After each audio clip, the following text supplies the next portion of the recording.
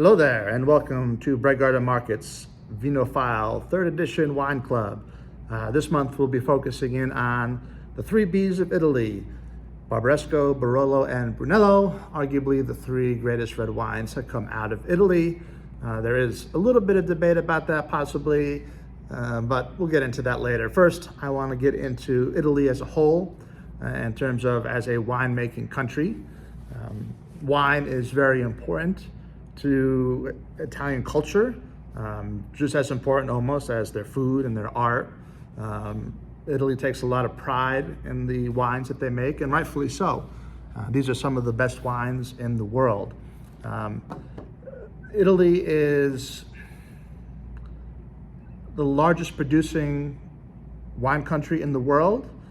They will swap back and forth a little bit with France for that title, but it's been pretty much consistently Italy last 5 years or so, 6 years. And they certainly drink the most wine as well compared to any other country. Again, France is close and they go back and forth occasionally, but you know, even more so than the French and the Spanish, you know, the Italians, or to the Italians, wine is almost a condiment, like what we think of as ketchup or mustard. Wine is always at their dinner table. Wine is always something they usually have at lunch, a glass or two in the afternoon, a few glasses or more in the evening, and it is just expected. Every household has a bottle of wine at their table for their lunch, their mid-afternoon meal, or for dinner. And as a result, or because of, or you know, what came first, the chicken or the egg, every nook and cranny of Italy makes wine. I mean, there are hundreds of wine regions in Italy. There are more than hundreds of different grape varietals that are grown throughout the Italian peninsula and the various islands in and around Italy, like Sicily and Sardinia and things like that, or places like that. And Italy has really come a long way in the last 50, 60 years with their winemaking in terms of producing high quality wines consistently.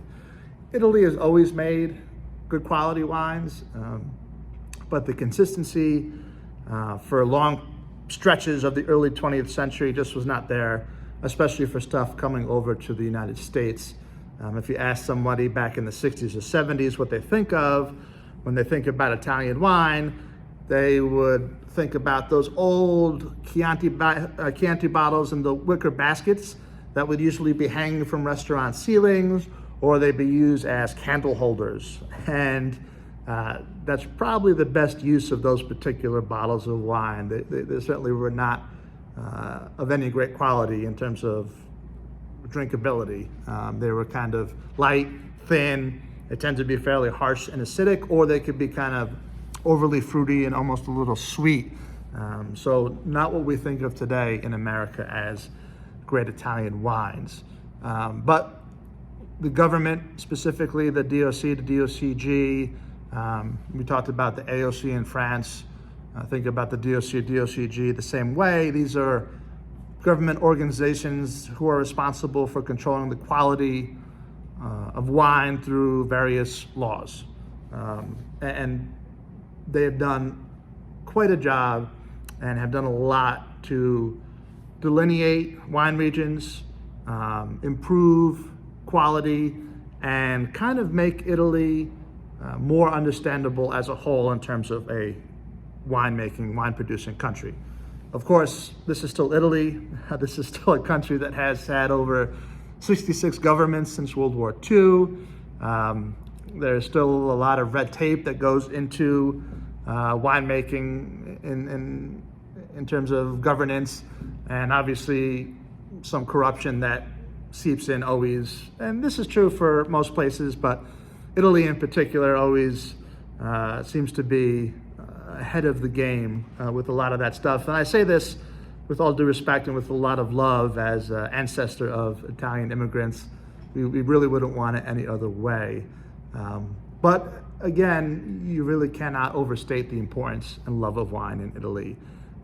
They are the largest. They produce more wine than any other country in the world. They kind of toggle back and forth a little bit with France and sometimes Spain, but it's been Italy for the most part, and same with the consumption. No country consumes more wine than Italy, and again, they go back and forth with France a little bit on that, but the Italians love their wine, and today we're going to show you and explore why they love their wine so much.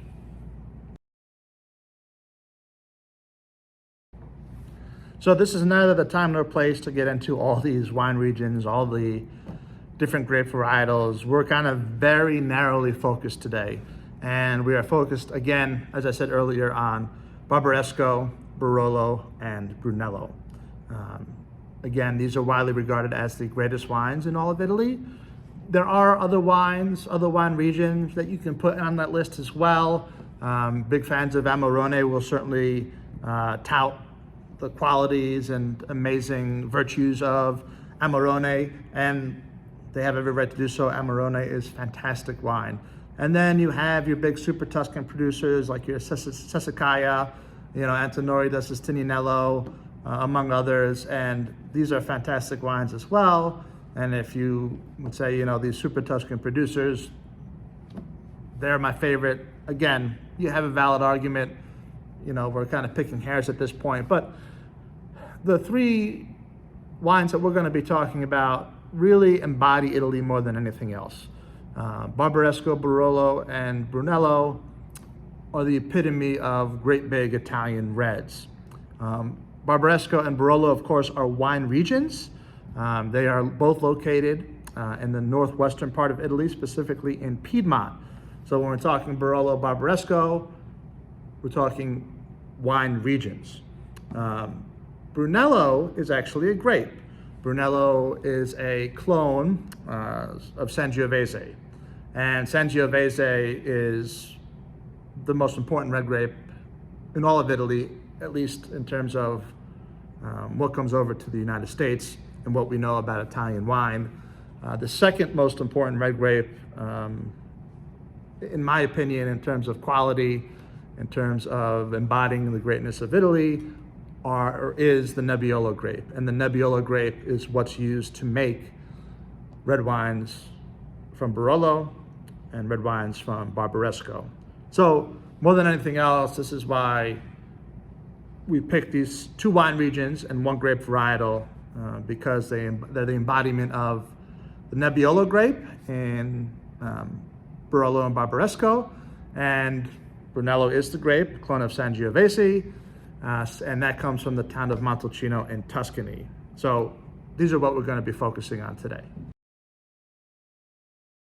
All right, so we're going to talk about Bararesco and Barolo first. But before we get into that, I want to talk about the noble grape that goes into making these wines, and that's Nebbiolo. And as I said earlier, it's the second most important red varietal in all of Italy, in my opinion, and in a lot of people's opinions, in terms of making high quality wines that are built for longevity and aging, especially when we're talking about Barolo and Bararesco. The grape itself has been mentioned since the early Middle Ages, so it's been around since at least that time. It has grown in a number of different regions in Italy, but you find it mostly in northern Italy, mostly the northwest, in Piedmont specifically, which is what we're talking about, a little bit in north central, and a few other areas. There are certain vintners who have certainly grown it now in in California, in parts of South America, but it's primarily an Italian grape, and its origins are from the Piedmont region. Nebbiolo is surprisingly light in color, despite the structure and muscularity of the wines that it produces in Bararesco and Barolo. It resembles in color more Pinot Noir than Cabernet Sauvignon. Now, most people are surprised by that, after they've heard so much about these wines and they pour their first Barolo or Bararesco. A lot of people expect big, inky, purple, Cabernet-like color, and it's actually a lot closer to Burgundian Pinot Noir in color. But that belies a little bit the senses. Believe me, the structure, the muscularity, the heaviness and complexity is still there, but in a different way than, say, a Cabernet Sauvignon. The weightiness is not the same. the structure is very similar. Nebbiolo, despite being found in other parts of Italy besides Piedmont, is not a widely grown grape in general, despite its importance, even in Piedmont itself, which is a very, very famous wine region in Italy. Nebbiolo makes up about 8% of total vines planted in Piedmont. So the region where it's most known and most grown, it still only makes up 8% of the total vines planted in Piedmont. So grapes like Barbera and Dolcetto, the other red grapes that are common in Piedmont, are much more widely planted than Nebbiolo, and of course all the white varietals, including the ubiquitous Moscato. So it makes up a small percentage of Piedmontese vineyard holdings, only 8%. So across Italy, you're talking well below 1% of all Italian vines planted are planted with, or vineyards planted are planted with Nebbiolo. And this is for a variety of reasons. Italy is, like most places in Europe, is very regional with its wines, just like it is with its cuisines. You wouldn't find Nebbiolo or a lot of Nebbiolo in Tuscany, for example, because Tuscany is the home of Sangiovese. Just like if you were in France, Bordeaux is the home of Cabernet and Merlot and Cab Franc, same type of thing. Nebbiolo is right up there with Pinot Noir. Again, we're making this Pinot Noir comparison again, and we're going to be even doing more comparisons with Pinot Noir as we get into the actual wine regions themselves. But like Pinot Noir, Nebbiolo is a very difficult grape to grow. First of all, it flowers early, which makes it more susceptible. If you have like a late frost or a late snowfall or whatever, it'll kill the bud, therefore kind of killing the potential grape cluster that would have grown on the vine, or starting it off even later, which is another problem because Nebbiolo is also a very late ripening grape. They need almost perfect conditions to ripen perfectly. An underripe Nebbiolo is not a fun thing at all. It's quite terrible. Very green, almost bell peppery, off-putting, and kind of a very dry, I guess green again, type of tannin. And Barolo and Bararesco Nebbiolo wines tend to be full of tannin anyway, but when it's not done correctly, it's very unbalanced tannin. You don't get any of the fruit that balances out the wine, or the other flavors like rose and violet, tobacco, cedar, things like that. It's just a kind of dry, tannic, green mess. The word Nebbiolo comes from, or the grape, the name Nebbiolo comes from the word nebbia, which means fog in Italy. Nobody actually knows why it was adopted, that name or that particular root of a name. Probably has something to do with kind of the white floor that develops in the fall on the grape. When it's almost ready to harvest, it kind of looks like it's almost covered in a white mist or even powdered snow. There is quite a bit of fog in Piedmont, but the best vineyards in Bararesco and Barolo are usually above the fog line. Nebbiolo prefers steep hillsides. They prefer being above the fog and getting more sun. Again, they ripen late, so that makes a lot of sense. They also prefer clay soils and certain types of silt. More than most other grapes in the world, Nebbiolo does and I don't know the exact science behind this, but there are very few grapes that pick up the expression of terroir more than Nebbiolo. In other words, when you taste a Barolo or a Bararesco, or even a Nebbiolo from Langhe, from anywhere in Piedmont, you definitely get a sense of place. You know you're tasting a wine for Piedmont. The earth, the climate, the type of soil, it all plays a part in the makeup of the flavor of this wine. And so it's not a grape that a lot of vintners, a lot of winemakers will manipulate a lot. But it is something that very much expresses where the wine comes from. Again, that sense of terroir. And we'll get into this in a little bit here, but the key with great Nebbiolo is patience. Patience. Barbaresco and Barolo wines should be aged. They should be put down. There are some, of course, that drink well young. There are a lot that drink better young than others. But the payoff on waiting on a good Barbaresco, on a good Barolo is mind-blowing. So that being said, let's dive into the regions, and we're going to start with Barbaresco.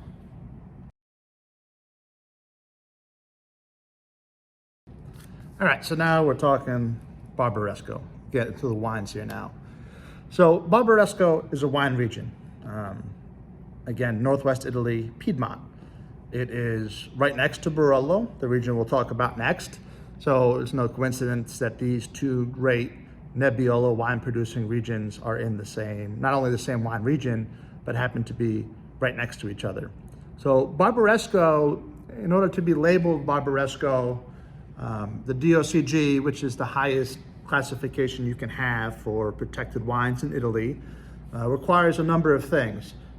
First of all, a Barbaresco is always 100% Nebbiolo. So if it's red and has Barbaresco on the label, 100% Nebbiolo.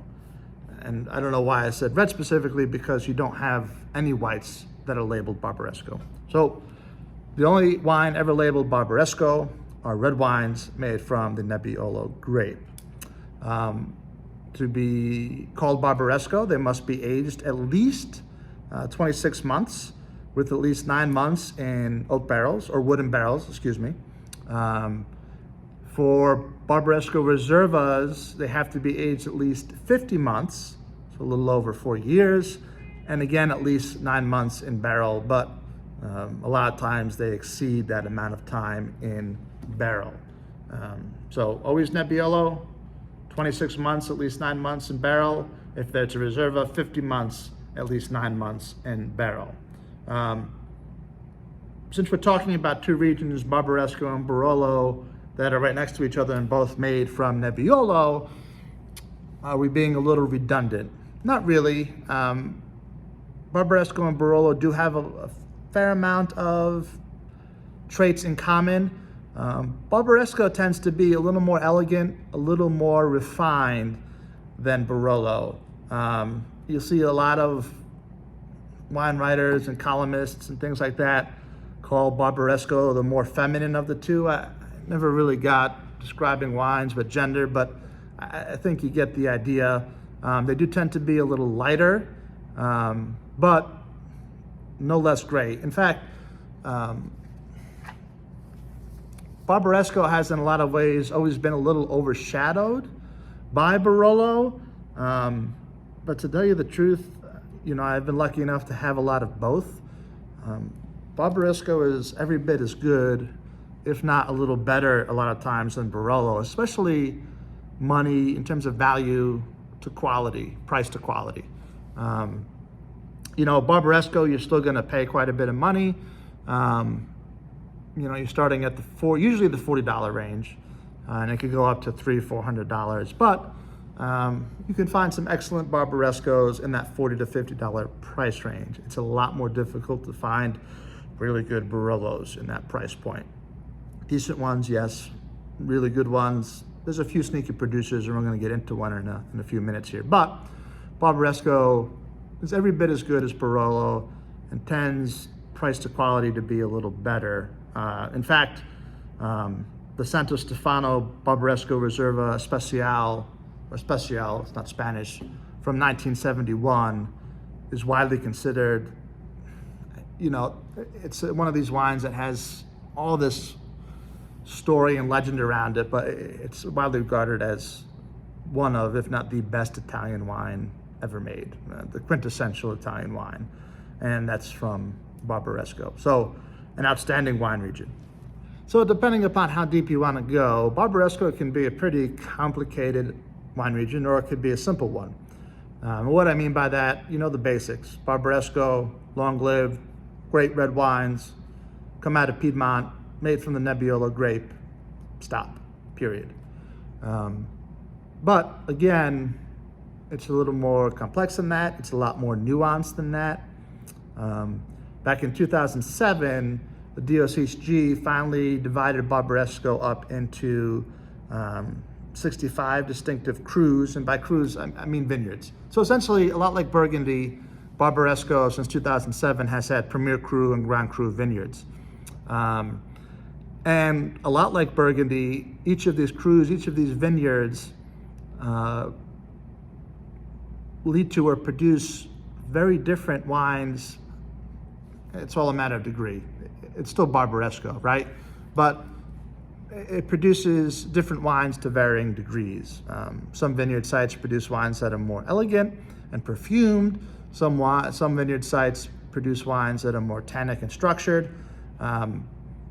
But they're given these designations because of their specific differences and because of the different styles of wines that come out of these particular crus. So you can certainly go down that rabbit hole. You can certainly do more research and look up all the different crus and vineyards. I am not going to do that here. I don't have the time. I don't think I have the energy. But you will see, just like in Burgundy, and then when we get into Barolo a little bit, like in Barolo, you will see from time to time, wines will have the Barbaresco region across the label, and then it will have a vineyard name underneath it. And those are cru wines, like Asili or Pajore. If you see those words if you see the vineyard on the label, get your platinum credit card out because you're going to need it. These are some of the most expensive wines in all of Italy.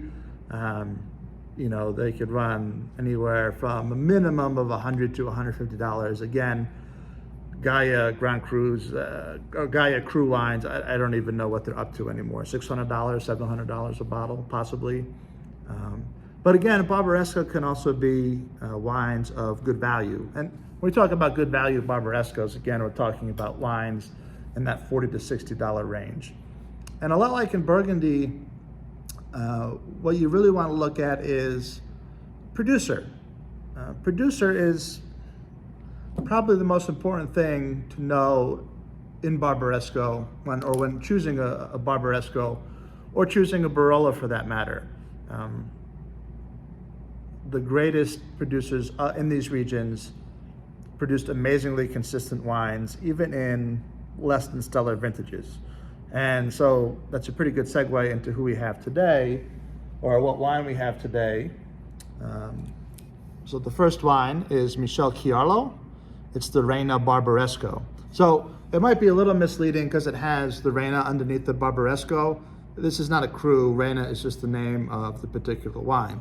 But it's similar to how a cru would be labeled. They have the Barbaresco, the name of the vineyard underneath. Reina is a wine that the Chiarlo family has been making for a while now. It's a blend of some of Chiarlo's favorite vineyard sites, whether they be his own or he actually sources from some fantastic farmers, grape growers in Nebbiolo as well, and has relationships that date back 50, 60 years, I guess. So incredible Barbaresco, but we're not talking about a single vineyard here. We're talking about a blend of a number of different vineyards. Michel Chiarlo has been around for quite some time. I mean, he's not the wines themselves are not super old when we talk about the overall age of Italy and how long wines have been made in Italy. So 60s, 1960s, early 70s. But the great thing about Chiarlo is he was one of the pioneers of pushing and promoting the quality of the wines of the Piedmont region for longer than the DOC and DOCG laws have been around. So even before the requirements for aging or grapes per hectare or things like that, Chiarlo was already doing all this stuff. He didn't need some governing body to tell him how to make great wine, how to care about quality, how to make superlative wines. He was doing this before those laws ever came about. He was also the first person, or one of the first people in Piedmont to introduce malolactic fermentation to red wines, specifically in Bararesco and Barolo with Nebbiolo. Malolactic fermentation was a very important step in the production of Bararesco and Barolo because it made the wines a little more accessible.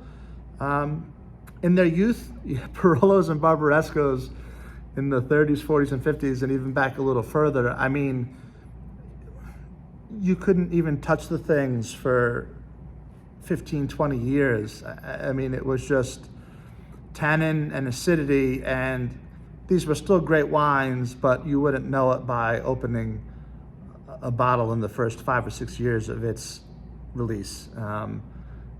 They were closed, and again, your mouth would just dry up. Malolactic fermentation softened the wines a little bit, made them a little more accessible younger, and so gave people more of an idea of the potential of these great wines earlier rather than 20 years down the road. So let's taste the wine. Again, this is Michel Chiarlo, Reina Bararesco. Again, Bararesco, 100% Nebbiolo. 2016 was an outstanding vintage in Piedmont. One of the reasons why I picked the two wines I picked, because of the outstanding vintage. So even though it is fairly young, you still get a lot on the nose.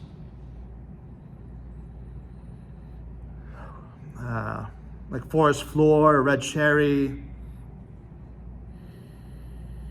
a lot of rose.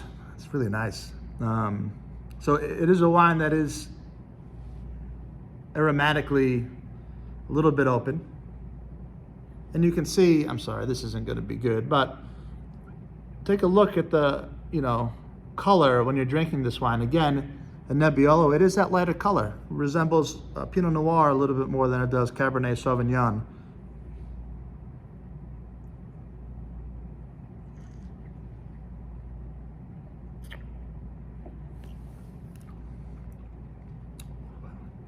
Man, yeah, that's really good. And drinking pretty well now. There's still tannin. There's definitely some good acidity in there.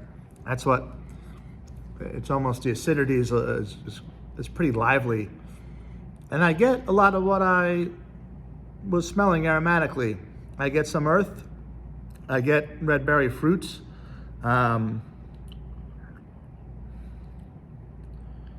is a floral quality to it. It's got a long finish. I keep tasting the wine in my mouth. So that's an excellent sign as well. Finish is always a great indicator of a high quality wine. If you're still tasting a wine like I am now, 20, 25, 30 seconds after you taste it, that's a sign of excellent winemaking. Really well balanced. Almost got a little bit of a little hint of fennel or fennel seed, a little bit of nice cranberry. Yeah, that's got a lot going on, even though it's still fairly young. So this is something, you can drink it now. It's delicious, you can drink it now. But again, this is something that really would pay dividends with at least give it at least another 5 years, 8 years, if you contain yourself. If you can't, drink this bottle and come into the store and buy another bottle. That's the best way to do it.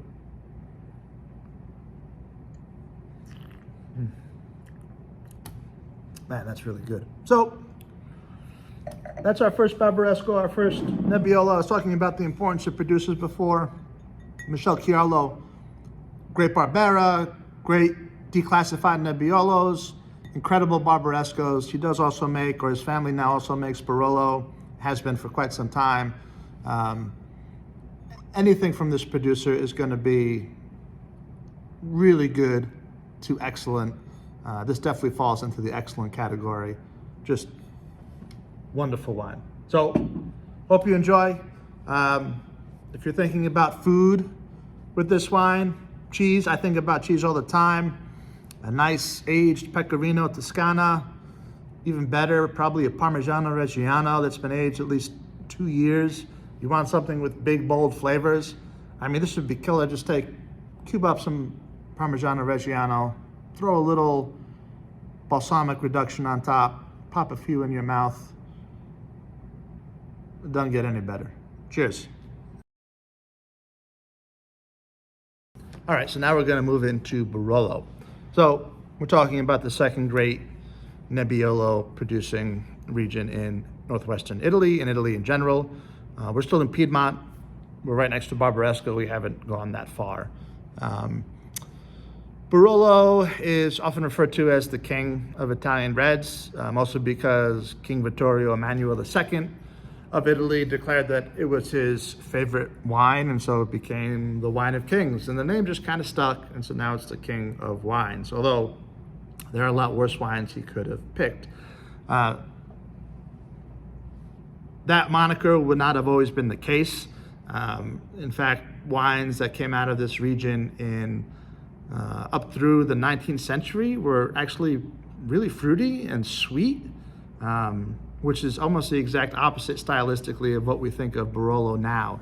Now they're big, burly, tannic monsters.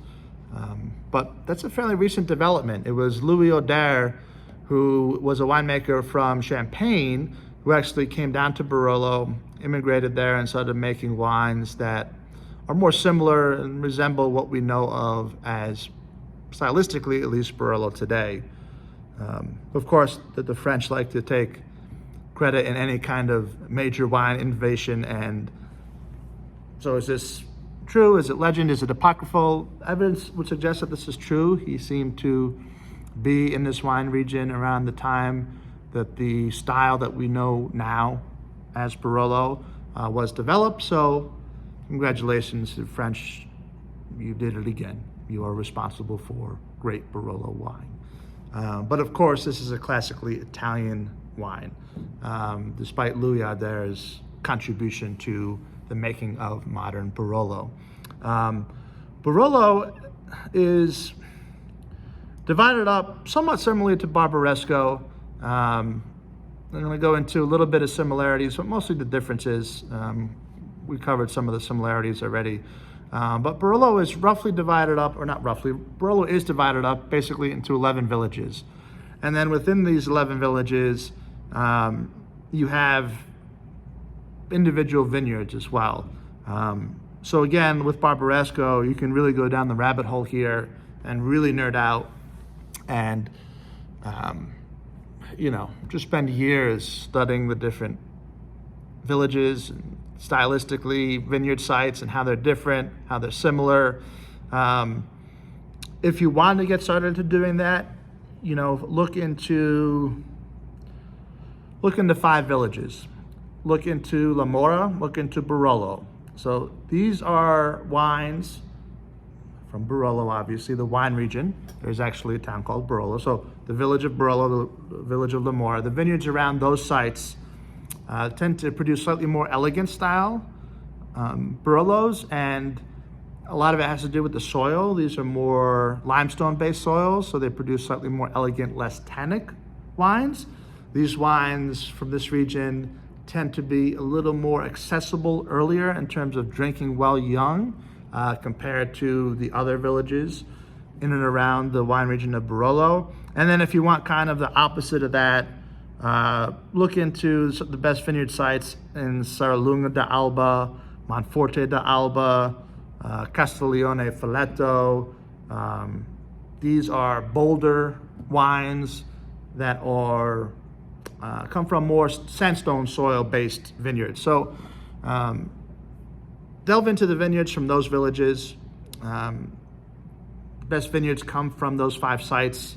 La Mora and Barolo, again, more elegant, limestone based, a little more accessible earlier, whereas the Serralunga and the Monforte and the Castiglione di Folletto tend to be more structured, a lot bolder, and come from sandstone soil. So that's kind of where you would start your journey if you want to dive deep into Barolo wine region. So again, those are the most important villages with the most important vineyards in the wine region known as Barolo. So And those were distinguished around the same time. The Barbaresco was divided into crus somewhere in and around 2000, I think 2007 is what I mentioned. And Barolo was around the same time, although I think it got further subdivided in 2010. So between 2007 and 2010 is when you had the creation of all these crus. And again, crus, we're just talking about vineyards, and these are the various vineyards that are within the villages. Barolo actually has more crus than Barbaresco, I believe. So Barolo is actually also required to be aged longer than Barbaresco. So at minimum, to have Barolo on the label, the wine has to be aged at least 3 years. 18 months of that has to be in barrel, which is a little longer. In Barbaresco, that first level was about 26 months actually, I think. The second level of Barolo, the Reservas, have to be a minimum of 5 years. So about a year longer than Barbaresco's. Barbaresco Reservas had to be about 50 months. But again, in Barolo, minimum of 18 months in barrel. So Barolo, 3 years minimum aging, 18 months in barrel. Barolo Reservas, 5-year minimum aging, also a minimum of 18 months in barrel, but it can certainly be, and oftentimes is, quite a bit more. So let's get into the wine now. Another fantastic producer from another fantastic vintage. All right, so the actual wine we have for you for this month's club for the Barolo is the Vaira family, GD Vaira, the 2016 Barolo. So again, 2016, fantastic vintage in Piedmont. The Vaira family has, again, well, they've been around for a fairly long time. They were growing grapes in the region since the late 19th century, 1880, 1890. They really only started making wine, their own wine with the grapes, starting in the late 60s, early 70s. So they kind of combine a little bit. What I like about Vaira so much is that they combine New World sensibilities and Old World traditions and kind of mesh them together. Their Barolos also tend to drink, well, their entry-level Barolos, I guess, tend to drink better than most Barolos when they're younger. Their single vineyard stuff can be quite tannic and muscular. So most of their vineyards are located in and around the actual town of Barolo. So we're talking about that limestone soil, slightly more elegant, not quite as muscular. But again, we're talking about degrees here again. Like, there are differences between the individual town and vineyard sites. Just keep in mind that we're still talking Barolo here. So you're still gonna get acidity, you're still gonna get tannin. It's just the level, the variability varies a bit. They do have a few vineyards located, well, at least one located kind of in and around Serralunga d'Alba, that has a little more of that sandstone soil, but most of their vineyards, again, are in and around the town of Barolo. And the particular Barolo here, the Albe, is mostly, I think, from 3 or 4 different vineyards in and around Barolo. So yeah, let's give it a smell.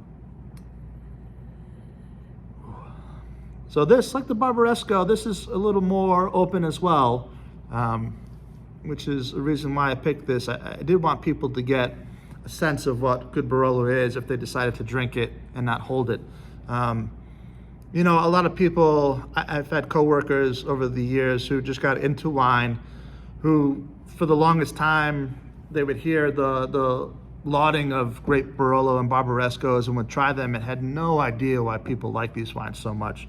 Like, why do collectors go crazy for these things? Why are people looking up all these single vineyard sites and they know the exact location and they want this particular producer and this particular site? Why do people go crazy for these wines? And again, it goes back to what I talked about a little earlier, and that's the patience of you need patience. I've had a lot of these same colleagues who will go to tastings with distributors, or they'll have like wine tasting events in Chicago or New York, and they'll get to taste 20, 30, 40-year-old Barolos and Barbarescos, and their eyes go wide, and you know, it's like light goes off from the epiphany. That's why people love the wines. Younger Barolos and Barbarescos are very tough sometimes. Like I said, you gotta have patience. But with these two producers, one of the main reasons I picked them is because they tend to make their wines a little more accessible younger. I think they do really well with age, and they probably should be laid down for 10 to 15 years. But if you wanted to open them earlier, they can give you a great idea of what the wines of Barolo represent, or with Michel Chiarlo earlier, Bararesco represent. So, man, the nose is nice mint, like cherry. It's gonna sound weird. Spice, a little tar, like wood spice, like cigar buck spice almost, which is pretty common. A little tarry. People say tar all the time. It's kind of, it sounds terrible, but it's pretty common with Barolo. A little peppery. It does smell really good. A little bit of that rose. Rose is another common characteristic of really good Nebbiolo in terms of what you get aromatically. I should mention, I didn't mention this with the Chiarlo Barbarescos, but Barolos and Barbarescos, we talk about the minimum aging in wood. A lot of them are typically aged in Slovenian casks, not small new French oak barrels, not small new Napa oak barrels or California oak barrels. They tend to be aged in Slovenian barrels, and not new, old Slovenian barrels. And that's because the wine is not about oak. The oak adds some nuance, but very subtly so. The star of the Barolo and Barbaresco wines is the Nebbiolo grape, not how oaky and creamy and vanilla they can get. Those things have its place. I really enjoy wines that celebrate the true expression of the grape itself, the varietal itself. That's why I love these wines so much.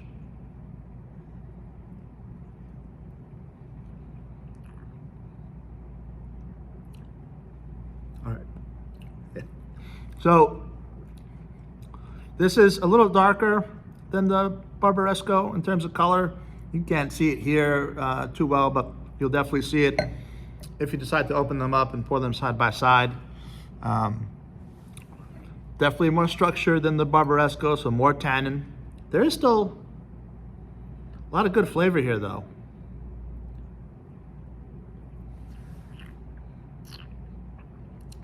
I definitely get that mint and rosemary, very herbaceous.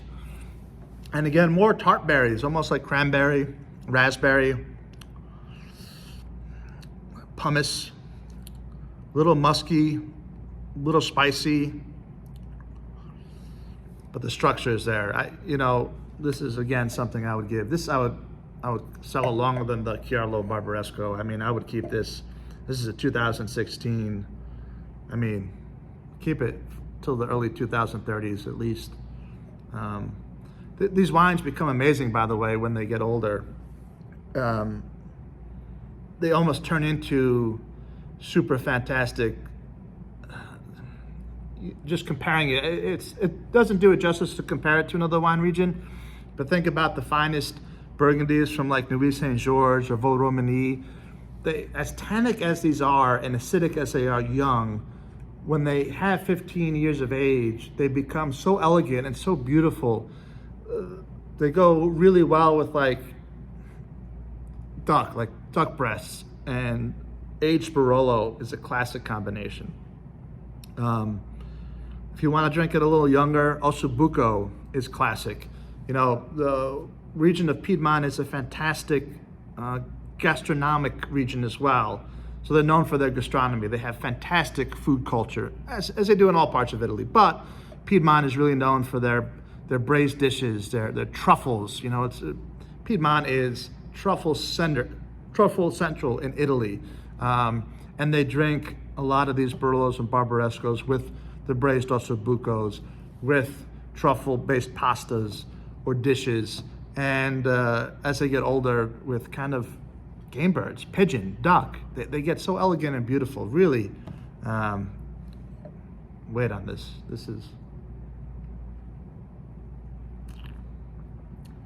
really outstanding, really good now, but give it at least 10 years and you'll be really happy. Enjoy. So now we're leaving Piedmont and we are heading to our last big B, which is Brunello di Montalcino. Brunello is, again, the name of the grape. It's Sangiovese, or Sangiovese Grosso, or Brunello Gentile. These are all different names for essentially Sangiovese. So Brunello, Sangiovese, Brunello the grape, di, from or of, Montalcino, the town of Montalcino. And so we're in the heart of Tuscan winemaking country. You know, we're not too far from Chianti Classico, not too far from Bulgaria, where a lot of the great super Tuscans come from. So we're kind of in the epicenter of great Tuscan winemaking, which translates to great Italian winemaking. Tuscany is the most famous winemaking region in all of Italy. I don't think there's that much of a debate, especially for us here in the States. Many people consider the Brunello the greatest of all the Italian wines. I wouldn't argue with them. Depending upon the day of the week, I would throw in some Super Tuscans and certainly Barolo and Bararesco up there with it. But Brunello is incredible. It is the apex of great Italian red wine making. Brunello, just like Barolo and Bararesco, certainly has some strict DOCG requirements to it. It has to be aged a minimum of 5 years before release. So that's even more than, certainly more than Bararesco, more than Barolo, unless you count Barolo Reserva, and Brunello Reserva, which there is, must be aged for a minimum of 6 years before release. So if you're out there looking at Brunello's right now from 2015, theoretically, at least for a few more months, that is the current release. 2016 will be out later this year at some point, but 5 years minimum. Brunello is a fascinating area. It's not as divided in terms of, that's the easiest way to put this. So whereas Barolo and Bararesco are divided into these different towns, and within these towns you have these different crus or vineyards, Grand Cru, Premier Cru. Brunello isn't exactly divided like that, although I wouldn't be surprised if that changes over the next 5 to 6 to 10 years. If you actually go to Montalcino, a lot of the vintners and a lot of the vineyard growers there really do express the importance of vineyard site and where the Brunello is grown and how it's grown and what type of soils. And so maybe down the road you'll have Brunello di Montalcino being divided into crus, but right now that's not the case. Brunello di Montalcino is Brunello di Montalcino. You won't get any names of specific vineyards or towns or crus outside of Montalcino, of course, on the actual label. In Brunello, in Montalcino, there is quite a divide in another way, however, between traditional method and newer methods. And there is kind of this divide too all over Italy, all over France and Spain for that matter too. And there is quite a bit of that pull in Barolo and Bararesco, even though I didn't talk too much about it just because, I mean, how long can I make these things? But with Brunello in particular, there is a more of a push and pull with traditional old school methods of making great Brunello and newer, more modern versions. So in the old school method, they're actually made very similar to Barolo and Bararesco, even though we're talking about different wine region and different grape varietal. Traditional Brunello producers will age their wines in Slovenian oak, so big oak barrels that don't impart a lot of that vanilla and creamy flavor rounded. It's just more there to impart subtle flavors of maybe a little wood spice, but more of a neutral oak. And again, they want their Brunello, the grape, to be the star of the show. And then you have the more modern wine producers who will produce their wines in kind of smaller barriques or smaller French barrels. Barrique, small French barrels, that's all they are. But those small barriques, those small French barrels will impart a lot of kind of creamy, chocolatey, vanilla, even slightly brown sugary kind of flavors to a wine. A lot of us are familiar with Big Napa Cabs or Zins that are aged in new oak for quite a while, and you'll get that round creaminess. And there are a lot of Brunello producers who make wine that way now. There are a lot of advantages. Those wines that are aged in new French barriques tend to be more accessible early.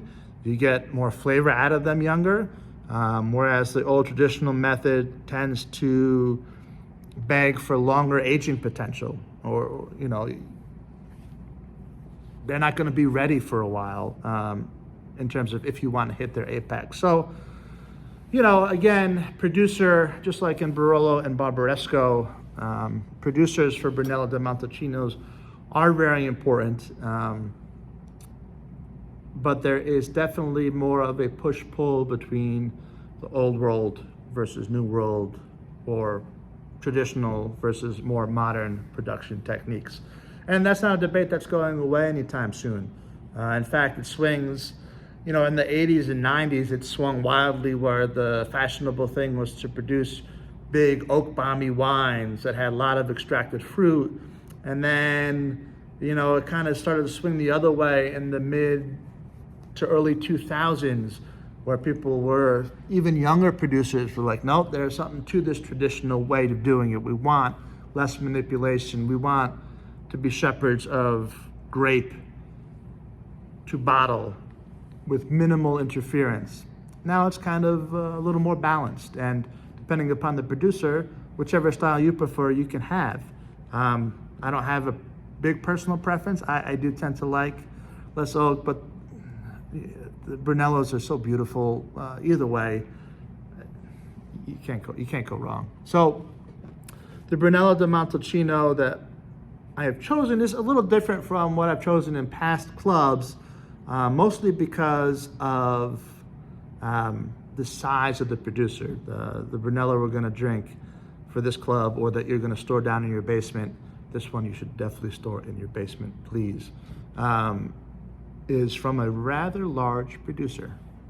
So our Brunello di Montalcino, and last wine for this particular episode, is from Frescobaldi.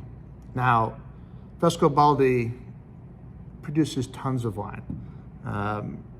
The family has been around this region of Italy for, over 700 years. In the Middle Ages, they were bankers. They made their money in banking, not unlike the Medici family. And they were patrons of the arts. And like a lot of these families, they had a lot of land holdings in and around the countryside, including vineyards and very famous vineyard sites. And the family has held on to a lot of these vineyards, and certainly over the last 100 years has expanded. So Frescobaldi is a large-scale producer of wine, and they make wines that range anywhere from the $8, $9 price range to the $80, $90 price range to upwards of well over $100, $150 price range. So they cover a lot of ground. And like I said, it's not something I usually pick. I like to pick smaller producers typically for these things, and kind of show you things that you maybe haven't seen, or producers you haven't heard of before. But man, this is it's some of the best Brunello in all of Italy, year in and year out. It's always super. It's always, if you care about ratings, it's always 96, 97 points.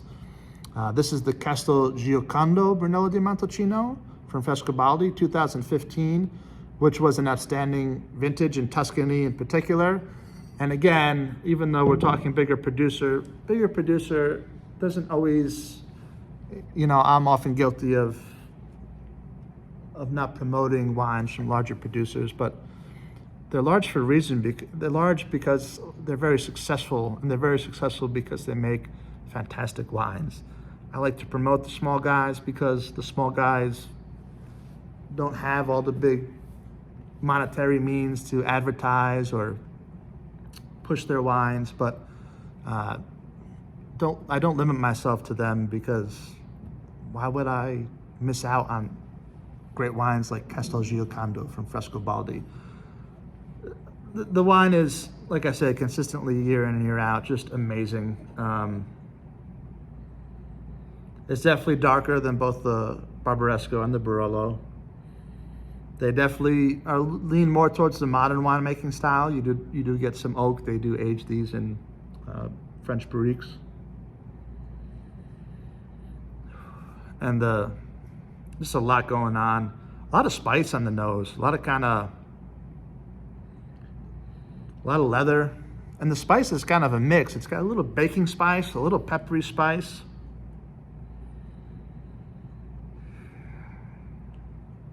Nice fruit, currant, dark berries. Taste it now.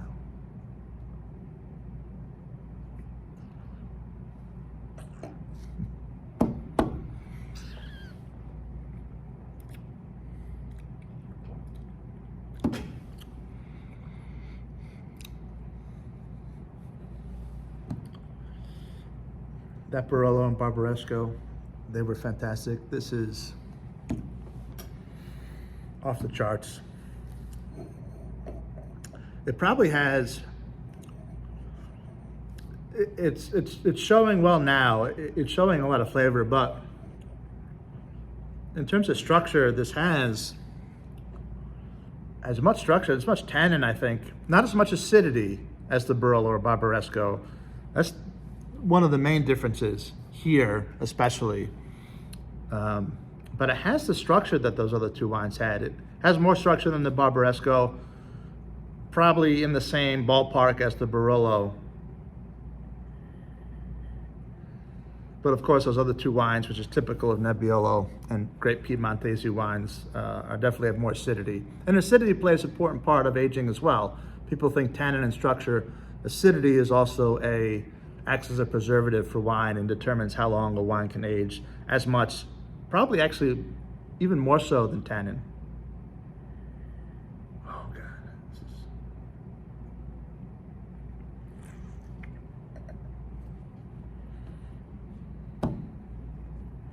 God, that's awesome.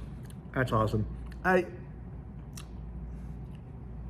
was still tasting the first sip when I took the second sip. Again, long finish, sign of great wine. I would age this. Again, if you really want to open it and buy a couple others and just lay them down. It's 2015 vintage, which at this time is the current vintage.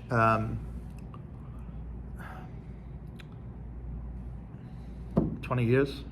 This can go 15, 20 years pretty easily. It's not completely shut down. You could have it with a nice steak. If you had like a really nice pasta with a lamb ragu or something like that, that would be fantastic with lamb ragu. I mentioned Parmigiano Reggiano earlier. If I was going to do this with the cheese, that's probably the cheese I would choose. But please, trust me, lay it down in the cellar. You won't regret drinking it now, except for the fact I'm telling you, you will regret drinking it now if you don't have a second bottle to age for 10 to 15 years. This is amazing. This has been a great selection of wines, in my opinion. I hope you enjoy them as much as I do, whether you drink them now or 15 years from now. I think you will enjoy them more if you wait the 10 to 15 years, but I will not judge, as I am sitting here drinking these very, very happily. So enjoy until we see you next month. Please, if you have any questions, let me know. Most of you have my email address. I don't check the YouTube that much, but if you have questions, feel free to leave them in the YouTube as well. And thanks again. Cheers.